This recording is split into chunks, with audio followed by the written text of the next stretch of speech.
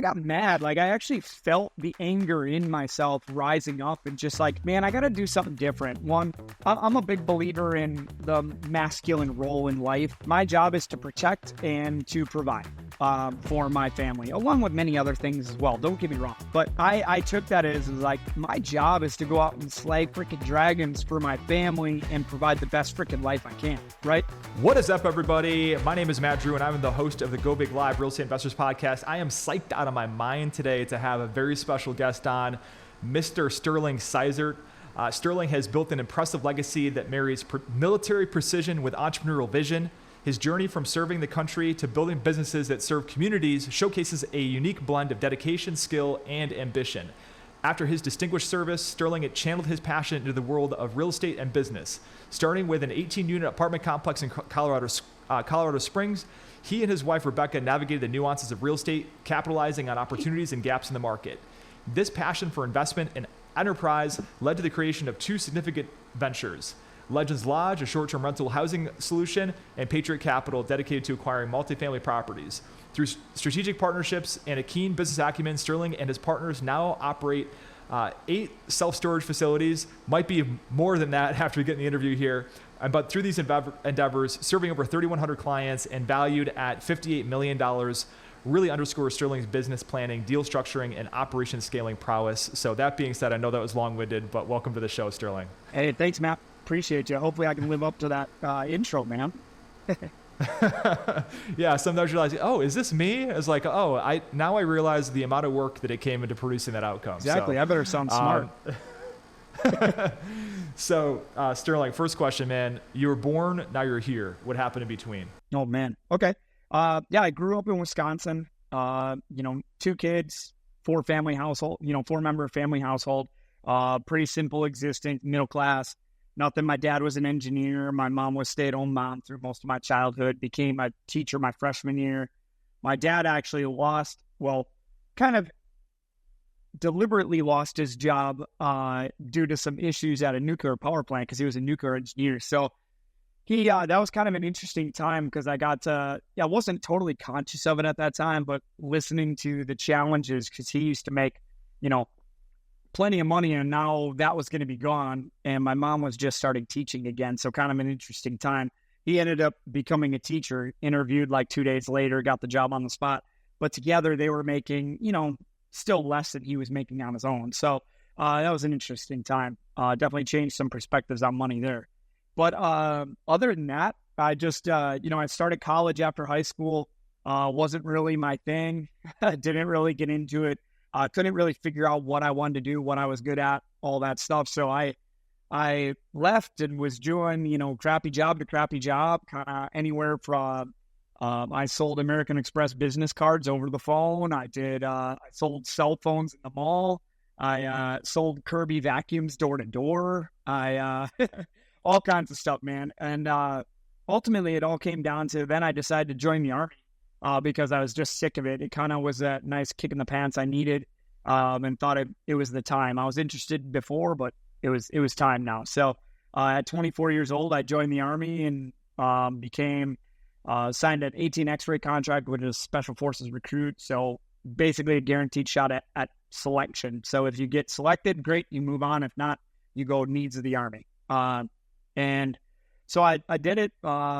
Luckily got selected, went through training, no injuries and all that fun stuff. So I made it, and was I was a active Green Beret for 5.5, 6 years on an ODA on a team.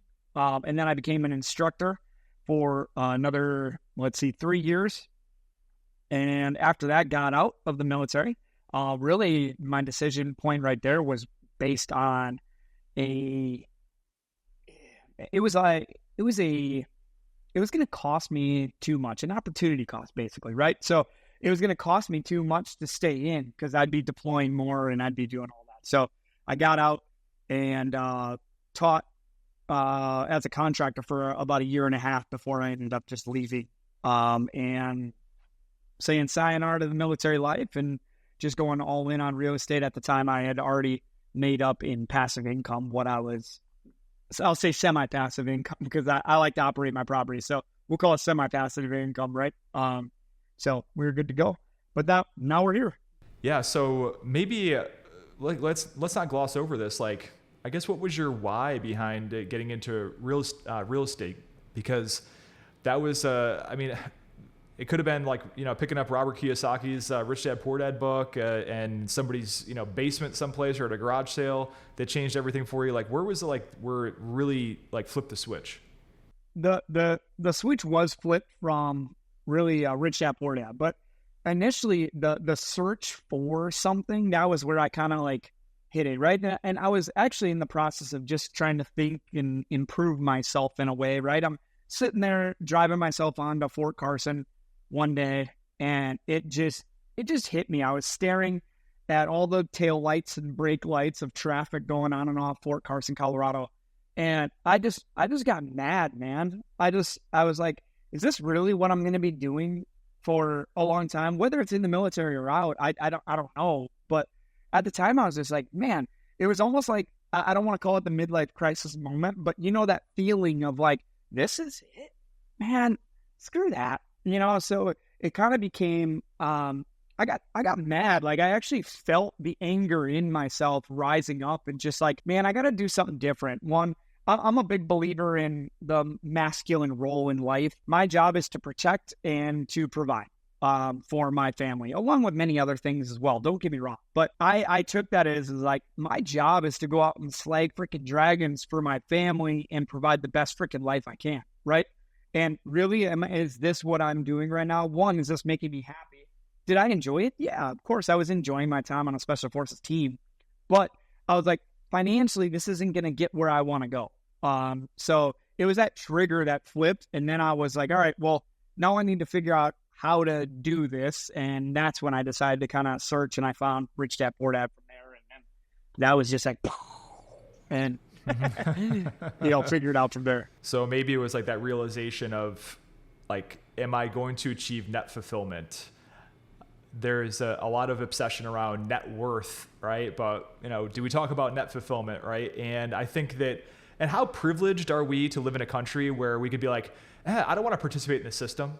Like, I want to do something else. I want to do my own thing. Where like, meanwhile, like, my grandmother grew up in Macedonia, and there was nothing. Like, they had no running water. There was like, the nearest source of water was like 2 miles away, right? Yeah. And, and I remember my grandmother telling me a story. My Aunt Luba was like, she had to, my grandmother had to get water, and she had to put my Aunt Luba inside of a bucket with a loaf of bread so that she had something to gnaw on when she was a baby until she came back with the water for their house, right? Wow. And and there was like chickens that started attacking my poor Aunt Luba when she was a baby in this bucket. I'm like, dude, I just think it's a slap in the face to everybody across this world, at least the Western world, for instance, where we have, nobody's completely free, but it's a complete slap in the face to be like, dude, why aren't you getting after it? Because of the amount of like opportunities that we have to actually improve our lot in life in this country. So no, I'm glad you we highlighted that. But well, and then to take your idea even further, man, is then people will complain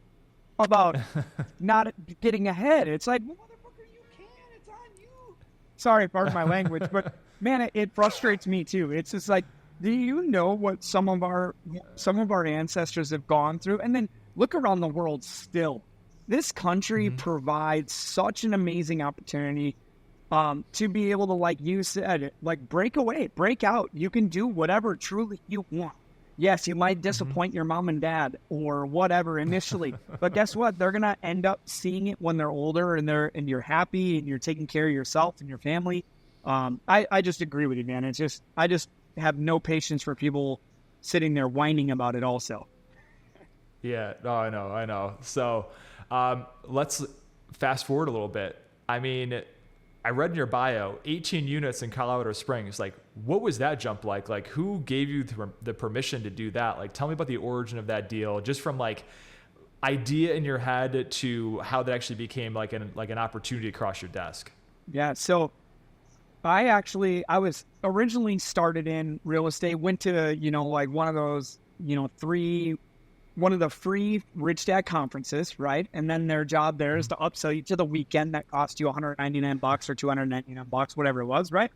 Went and did that. And then there, of course, their job is to just give you just tiny bits of information, but really upsell you into the Rich Dad program, which can cost you anywhere from tens of thousands to 50,000, depending on what you want to do, right? So I was sold in the idea, but I was like, man, it seems a little excessive, especially because I didn't have a great taste in my mouth about what they were doing, because it was so obvious that it was a pipeline, which I'm okay with pipelines, but give value first. You know what I mean? I was sold on real estate. I was sold. So I was like a lot of people, I think, and a lot of people, especially you talk to, we get in there and we sell ourselves short. And I was in there and I was like, all right, well, I mean, obviously I have to start with single family homes. You know what I mean? So, well, how do I find single family homes? And then I started to look around and figure it out. And then I started doing a program where I actually hired a coach back in 2014. I hired a coach early 2014 for a $15,000 I hired him for. And it was, that's a lot of money back then. You know what I mean? And I was a poor E6 in the Army, you know what I mean? And I was like, didn't have that much cash, so I even put some of it on a credit card, man. And I was just like, I was all in. I was like, let's go. So people who call me irresponsible, I don't care. Because ultimately it did lead to where I got now. So, but that coach was like, all right, you know, what do you want to do? And he kind of asked those great questions. And I was still, to him, selling myself short. And he coached people that was doing multifamily. He coached people that were doing wholesaling. He did it all. So I was like, all right, I just want to kind of get my feet wet, get into, you know, maybe wholesaling or buying and holding single family. You know what I mean? So he's like, all right, well, here's the process. Here's the how. Here's how to get into it. So, of course, I'm like on like List Source and all these things looking for absentee owners or anything that could possibly do that. My wife and I are literally handwriting, because at the time, a lot of these letter writing automation services were just starting. And we're like, all right, well, let's make it super personal, you know, from us. So we literally wrote out 250 handwritten letters to sellers on this list, right? And we're like, our hands are tired. You know, we're staying up late. We have little kids. So, of course, we can't do this the whole time. So we start really going. Rebecca's got carpal tunnel. Yeah, man. Like, seriously, both of us were trying to get a bottle, like, with our strong hand. And and we get to there, man, and we send them all out. We eventually get them all addressed, stamped, and send them all out. I think we got 5 inquiries. So obviously we need to probably dial our writing in. It's our first set, but we got 5 inquiries. Okay, I'll take it, right? Of that, we had 0 actual deals, right, that ended up starting to roll through the pipeline. A couple people, maybe, you know what I mean? And then I was still obviously learning, so maybe I missed one opportunity. I don't know. You know what I mean? But, you know, passed it through my coach, and he didn't like the numbers all that great either. So we're like, all right. And I was just like, it kind of, that chapped my ass a little bit, just because I was like, man, that was a ton of effort for, if it did work out, maybe $200 to $500 in cash flow a month. That's not fucking life-changing money.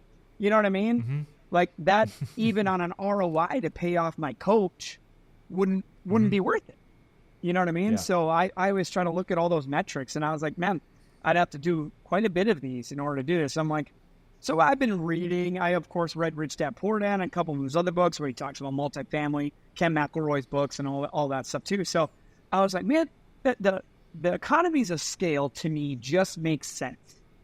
I was like, so I just started calling brokers and going and looking at multifamily properties for sale in Colorado Springs. I was the new guy, of course, out there trying to look at 30 units, 50 units, 66 units, all this stuff. And brokers, they could read me like a book, man. Like, you're just a newbie. And sure I was, but I was also, you know, pretty damn determined. I just kept calling, kept figuring it out. I looked at, I don't know, 8, 9 properties, and on my 9th or 10th one, it was a 66-unit apartment complex right in the center of, like, kind of a pretty well-populated area near a mall in Colorado Springs. And I was looking at it, seeing if I could get it, and then I'd figure it out from that, right? And the broker just never even showed up. Probably either because I'm a new guy, that's of course a story I told myself, or he just forgot about the appointment or whatever, right? So I was like, all right, well, I'm not going to waste this opportunity. It was a 20-minute drive, 25-minute drive into town to get to where I was. I lived on the outskirts there. So I just started driving around, just doing old school driving for dollars stuff, right? Looking for properties that look like they need a little love. And then, but I was like, you know what, I'm sticking to multifamily. I don't care how big, but I'm sticking to multifamily. And I ended up driving literally right next to, I went around the property. It was right on the back side of this property that the broker didn't show up.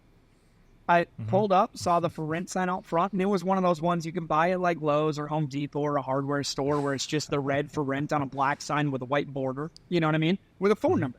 So what do I do? Simple. I called the phone number. That's it. Dude, I called the phone number, had the conversation, just, it was friendly, was me, just goofy, animated Sterling, and just had a good time, and the seller ended up agreeing to it eventually. That's how it all played out, man. So let's get a little bit granular here, because this is amazing. When did you call the phone number after you saw it? Right then. And I know where you're going, because seriously, dude, I talk to people all the time, and you get scared, you know what I mean? Especially when you're brand new, you're afraid of hearing no, for one. And then on top of that, you're just like, you're like, do I even know what I'm asking? I don't have my questions right. I don't have all this, but I was honestly a little bit pissed because the guy didn't show up. So I was determined to make it right. You know what I mean? So I did that. I just was like, all right, I'm going to call him. And I did. I pulled up. I literally stayed in front of the building and called him. Yeah. Recalling back to, we had Tyler Cauble as a guest in our show, and he wouldn't have landed his first. It was like an $18 million deal. We're not talking about 18-unit deal. And it was all because he was pissed off at a guy that had wasted his time for like 6 to 8 months on a deal, like a shopping plaza deal and that sort of thing. So it pissed him off so much. It's like, I'm going to get a deal. And the reason I asked you that question is because I'm a recovering, I guess, somebody with social anxiety, right? I used to be the kid that would stand in the corner and not talk to anybody, afraid to talk to girls and all that stuff. And, I'm a Christian, and I love the Holy Spirit. Okay. And even for those people out there that aren't, religious or don't have a faith or anything like that, this idea of the Holy Spirit is the Holy Spirit does some pretty crazy stuff. And I think that when you have a feeling, you're like, damn, that feeling of anxiety, that is like a superpower. It's like actually compelling you to act. So if you're like, should I call this person? The answer in your head should be yes. Right. Like, it should never be like, should I call this person? Oh, well, you know what? Maybe I got to do it when I'm in front of my desk, in front of my computer, and, having all of the research done on the property. And it needs to be, about 72 degrees inside my house, right, with, minimal amount of humidity. And then by the time all that stuff, like there's a confluence of all that stuff there, the mood has left you, right, and the opportunity is gone. Right. And especially nowadays with scrolling your phone and all the other distractions there, man, you're 100% on. I'm a pretty outgoing guy overall, but to be fair though, I think everybody's afraid to talk to girls, to be fair, but, I used exactly what you're going after. I used the emotion that was in me and just went for it. And all it takes is, everybody's seen these movies where, they're sweet movies and it's like, hey, all it takes is like 5 seconds of courage or whatever it is. Right. And really, that is all it takes. All it takes is dialing the phone and then going with it. And then just being willing to be a little bit vulnerable, because especially when you're new, it is scary. That's okay. I was scared. You got the butterflies and everything going on. Like, what if this doesn't work? What if it does? You're scared of both outcomes, really. So, just go for it, because it's the only way to really feed your purpose ultimately, because otherwise you're just going to have major regrets. You're going to end up quitting, not doing anything. Let's take this a step further, right? So from, you got an agreement, take me from like that agreement to how you got this thing under contract specifically, like get in the nitty gritty here. Okay. So on that initial phone call, I just originally was like, do you have a unit for rent? My family and I just moved here. And then she's like, yeah, you know what you want? And I was like, I'm thinking a 2-1. And she's like, okay, yeah, we do. And then she tells me a little bit more. And really, I got her rate, which is also something I wanted to know. But then I was like, all right, I got to be honest with you. My wife and I just moved here. I'm not looking for a place to rent. We live just outside of town. But we actually are looking to buy a property just like yours. And I was like, we're new to it, but we really want to do this. We love the idea of how predictable it is. We love that we can control it and operate it and do it ourselves and grow this up with our kids and everything. And, you know, told her our story, like real legitimate story, but people tend to try to hold that stuff back because it's like, well, that's not business. Well, no, it is. It is. People do business with people they like. And in order to like you, you have to know you're a real person, which means you have family, you have friends, you have all that stuff. So after that, my initial goal on that phone call was literally just to get her to meet me, whether it's at the property, for coffee, whatever. All right. So I actually wrote a post on it today it's all I did was say, would you be potentially interested in selling? If so, let's sit down and talk about it and just see where we're at. And she's like, let me talk to my husband. I'll give you a call back. And in like a day or two later, and of course, the whole time I'm freaking out. Is she really going to call? So, but yeah, she finally called back and said, yeah, my husband and I are at least okay with having a conversation. Let's sit down. Let's meet up here at this diner, which is right around the corner from the property. We did. We sat down, my wife and I, with our youngest daughter at the time, and we just started just chatting with her. And really it was ultimately just a conversation. It was just us being us, them being them. And then, of course, we got into a little bit of like, all right, well, what do you think? What are you asking for the property? Blah, blah, blah, blah. And it came that they were wanting just shy of $1 million. We were thinking, based upon the rate that she gave me, I was thinking like 800, 850, give or take. We weren't that far apart, right? Yeah. So I was like, all right, well, let's go over, would you mind showing us some of the stuff? So, of course, I used that as a time to engage longer with her and her husband. Her husband was the one who did a lot of the rehab work at the property. So I just got the story behind it all. And I asked those specific questions just to get them talking a little bit more. And eventually we just came to the idea of some back and forth. And I mean, we met him, I think, 2 or 3 more times at the property, just talking to him, looking at some of the stuff, the nuances of the property, and building more rapport, right? Building more of a relationship with him. And after about 3 times, we were going back and forth on email, and eventually we just settled at $900,000, got the agreement. So once we had the price, it was just going to contract, and luckily my coach had some contracts and things like that, so we didn't use the state contract because we were going to be doing something a little bit different, because the agreement then was also not only $900,000, but I got her to carry the whole note with the exception of enough to clear off her current loan balance. So she owed about $275,000 on the note yet. So she wanted $300,000 down, $900,000 purchase price. She would carry $600,000, and I had negotiated that in order to maximize cash flows because that's the metric that mattered to me, right? The price was still good, but in order to do that, I was able to get her on a 5% 40-year amortization. Wow! And at the time, I wish I knew then what I know now about interest only and all this other stuff. But yeah, at the time, I just did it as a 40-year am. Had I known, I would have put it on like a 1 or 2 year interest only, and then 30-year am after or something like that. But so 40-year am, 40-year term, or what was the term for? 5-year term, 40-year am. 5-year term. Okay, cool. So I imagine your coach probably had talked to you about seller financing as a creative way to get into real estate without having to open up your kimono to the banks and all that stuff. What was the conversation like? I mean, was this something that they proposed as an idea? Like, oh yeah, you know what? We'd be open to seller financing. Or was this something that, you kind of came in with like, options for them? Or were you like, the only way we can do this deal and get you your price is if you hold some paper? Yeah. Dude, I felt like a total imposter on this whole thing, right? On the whole process. So I was scared of things. So I legitimately brought it up to her of just like, okay, do you guys need the money right away, or are you open to, get all that cash flow and really netting a lot more from this deal than you would otherwise? And she was like, I guess we're maybe open to it. And so it was honestly as simple as that, as crazy as it is. It wasn't like a hard sell for them at all on that one. But I think it also just came down to there was some relationship built. So she trusted the process. And I did say, the worst that happens is you get your property back. Really.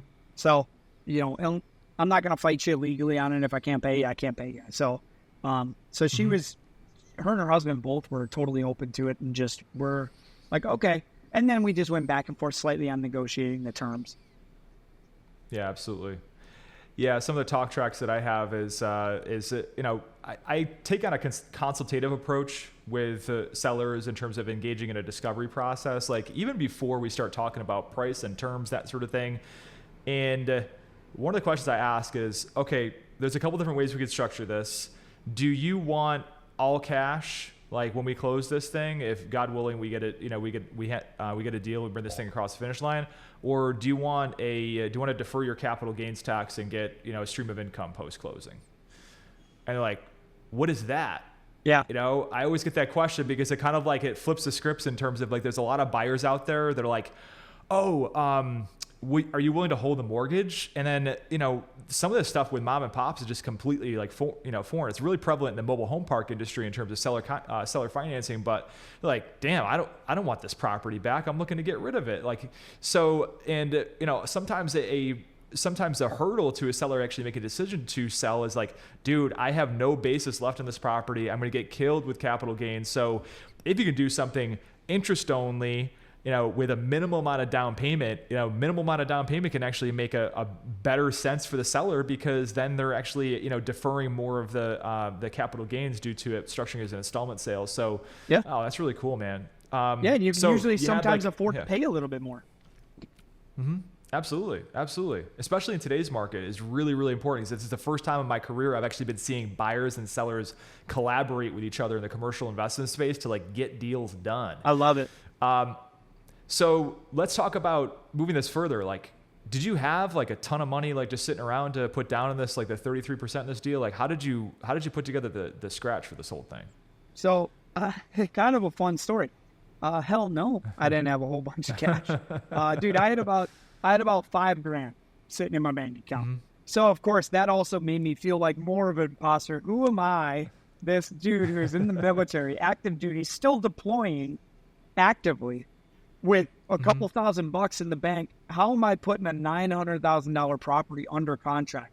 And luckily, she only wanted $1,500 down in earnest because she was sweet. I built up a relationship. You know what I mean? So she was willing to do that.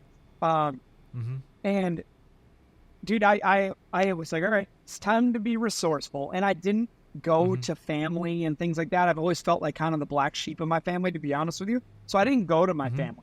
I was like, all right, how can I do this outside of them? And the first thought was, all right, who do I know that potentially might do this? And I just started going to RIAs and all this other stuff. And I met a lot of people, but there wasn't anybody that was really hardcore interested. So I talked to my coach. He gave me some ideas. And one of them was talking to industry professionals. And I was like, all right, what does that mean?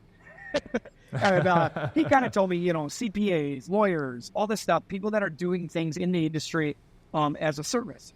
And they might have clients of theirs that might be interested. So I was like, that's a fantastic idea. So I reached out to a few lawyers and I was like, hey, I'm looking for one that would potentially want to represent on this transaction, as well as, because again, they want their service fee. You know what I mean? Gotta give them that. So, and I found it was honestly my second lawyer was willing to send out a little flyer if I made one to his list of real estate. So I was like, okay. So I made this super janky looking flyer with like one picture of the property, seller carry deal, whatever. I don't know, 12% cash on cash with the ability to go to whatever at everybody. And people loved it because it was seller carry. That's a big selling point to investors. So I got about 13 inquiries from that. And oh, wow. And most, except I think like 3 or 4 of them, were like, I have 25,000, I have 50,000, I have 10,000, stuff like that, which is great. I could have put together a group, but I really wanted to try to keep it simple, especially because it was my first deal. I wanted to keep it a simple and a joint venture, because that's the simplest way to do everything, right? So there was 3 of them that were willing to do at least $150,000, and 2 of them that would be potentially interested in doing the full 300. Okay. So I decided to diversify that to help split the vote when we're having conversations. So I brought in 2 people, each brought $150,000. One of the people invested with their IRA, the other one, it was just her money. Yeah, dude, it was just as simple as reaching out to a lawyer who ended up being willing to do that. He represented us on the transaction as well. And then we got it done. That's awesome. So what was the business plan going into this thing? Was it just like buy it, clip coupons, or was there some sort of strategy to go in, renovate units, push value? Tell me about that. Bro, at the time, I didn't understand super heavy value add. I knew the inefficiency of operations, right? And I think that's such a huge thing that most people do a pretty good job on identifying nowadays, is obviously below market rents, not really collecting when they should be, not evicting when they should be, all this other basic stuff. And then maybe some minor improvements to help creep the rents up a little bit higher or whatever, right? Better other income, laundry income, and all the other things, right? So ways to do that. So I was considering adding internet throughout the whole building. I was considering adding satellite for the whole building just to increase revenue there. But the main play was just inefficient operations, because she was in her 60s or so. She was sweet to all the tenants, so she really was like just okay with them not paying here and there, and then and all that, and then their rates also on top of there are people that hadn't had their rates adjusted in 6 or 7 years, So overall, it was just really a value play on the operations. The property itself was renovated about 2 years prior, so it was an overall pretty good shape. Could I have improved the units and made them better? Yes, but I'm a huge advocate of not over improving the property and still providing seriously like real workplace housing with Formica countertops and and all that other stuff, because overall, like, why fix it if it's not broken?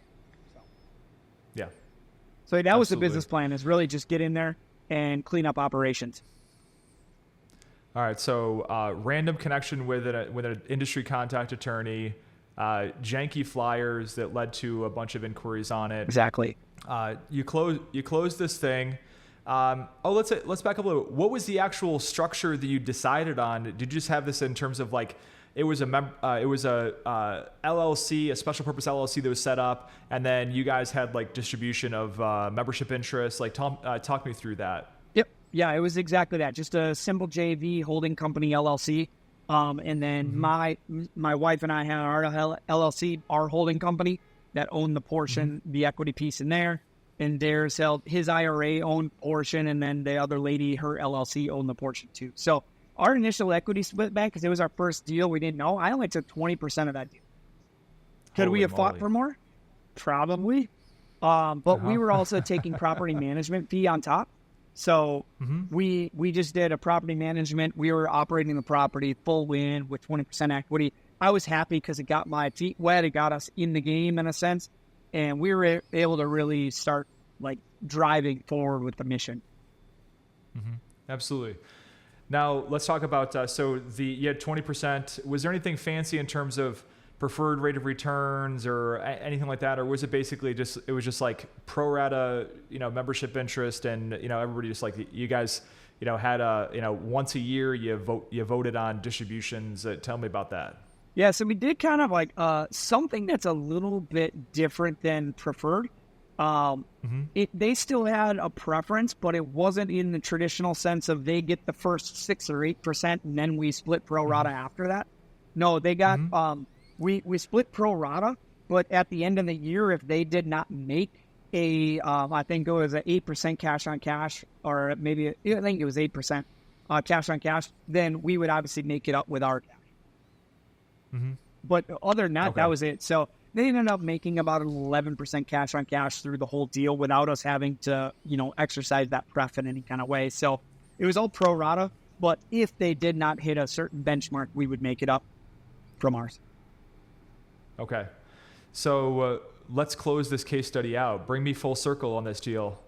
Yeah, so we ended up selling our 20% about 2.5 years later.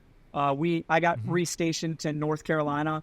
From there, we obviously weren't the ones operating the property. We hired a property manager that us and our partners all interviewed, and he was doing a good job. But I was really just starting to all right, I want to cut away from that property, and we wanted to get rolling with something else and increase our cash flow because we were no longer making the property management fee anymore, So we wanted to increase our cash flow better if we could. So we ended up selling our position to our partners for $65,000, which again, I only have $1,500 in that deal. So I'll take it, plus all the cash flow that we made.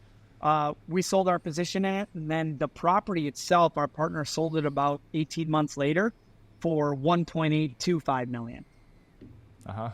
So, which is okay. On my end, I would have made another like 7,000 or 8,000 total had we waited. So I don't care. Yeah, no, it was school. That was what it was. That's what it was. I mean, and I talked to a lot of investors. Like, your first deal is just to get your feet wet, earn that PhD, so then you can go out there and scale a massive real estate portfolio. So what did that deal kind of do for your life? Like, kind of take me, full circle in terms of what that did, and what you're doing, how applied to like what you're doing now. Yeah. So I was still in the military. So honestly, people hear about the Green Beret that's also investing in real estate. And they're like, the guys that I work with, they're all SF guys, special forces guys. So I'm just another dude. So it was kind of interesting. It brought me like, you're interesting to us now. You know what I mean? And then on the outside, in the investor world, I was the investor that also was in the military and a Green Beret. So it was kind of like a cool dynamic that helped bring interest to me and my story a little bit right there. But from there, man, everything I learned on that property, everything I learned from that coach, everything I learned has now been applied. And obviously, I've grown my knowledge base by reading and listening to podcasts and talking to other smart people, But since, man, I've done, as in my bio, I did short-term rental business. My wife also started a property management or a full-service firm in North Carolina. But like, she was running 150 homes with herself and a partner. She was doing most of the kind of running around and knocking it out. So she developed her own systems and processes that she tweaked from her experience with that 18-unit apartment complex. It was really great experience for her too. So, and then from there, we just kind of kept bumping up and moving into more, I bought some more multifamily, and then I got into storage and all that stuff. So really just one property built a experience and knowledge base that I was able to leverage moving forward because now I had a track record. 100%. And so also I wanted to make a note that you have a passion for helping people that are first responders, people that are in the former military into their real estate ventures. So kind of tell us about that. Yeah. So I'm starting up a program where I'm coaching, mentoring active duty military or veteran, one of the two, but just with a military nexus, because I know the power that it had for me. And all the stuff that the military itself pushes, just like they teach you finance, but really it's just like, hey, have a budget. Don't use 18% interest loans to buy a car. Like stuff like that is the conversations legitimately that you have in the military. It's so dumbed down that no wonder why once people are out, they don't necessarily succeed well, right? And that's also, I think, why so many people are afraid to get out. Afraid to leave that pension, all this other stuff. So I have a real driving passion to help these people, these families, build just a secondary income, and two, if they keep growing, they can use it to really build a financial freedom in a way. So that's where I'm at now, is I'm financially free. I got really bored and, was like kind of just twiddling my thumbs. And I was like, man, that would be a lot of fun. I enjoy teaching. I enjoy military people, and I love real estate and financial freedom. So let's marry all that together and really help all these people out that I think they need a better voice than some of the ones that are out there now. Yeah, no, 100%. I mean, that was, you and I are kind of like similar situations where achieve financial independence. And there was a long time where I was just like, I came to the realization that I'm being really selfish, not helping other people achieve the things that I've achieved, but also at a greater scale and blow my freaking doors off, because I was the hardhead that didn't want to listen to anybody and do it my own way. And I got my teeth kicked in, and I got, and I've gotten, prison shank to the gut and left bleeding out on the floor sometimes too. So, so that's awesome, man, that you're giving back to those people that have given so much to our country too. So, in closing, how can people get a hold of you that want to get in contact with you? The best way is honestly find me on LinkedIn or Facebook. My username is just my name, Sterling Seizert, which will be, I'm sure, in the show notes and things like that. So that's honestly the easiest way to get a hold of me. I post content. I try to add value there too. So definitely reach out, especially if you fit into that demographic I talk about with military. Please reach out to me. Let's chat. I usually do like a quick Zoom call and chat to people just to get a good feel for where they're at. Hopefully give them some value right away. Excellent. So if you all are listening out in podcast land to our podcast here, and you are interested in scaling up, getting into commercial real estate, commercial income property, and you're investing in small multifamily properties, small single family, and it isn't quite meeting your expectations in terms of, hey, this stuff is actually paying me chump change. I need to have something that actually pays me a much more massive amount of cash flow and create more wealth for me, for yourselves. Definitely check out my YouTube channel. It's Matt M. Drouin, and I have a ton of educational content on there, long form stuff that gets into the nitty gritty. I do short form content. It drives me nuts, and I'm looking to give more value out there through my long form stuff, and hopefully I can help you scale up your commercial real estate empire as well. So that being said, Sterling, thank you so much for being on the show. I appreciate it. It was fun. Thanks, Matt. I had a blast.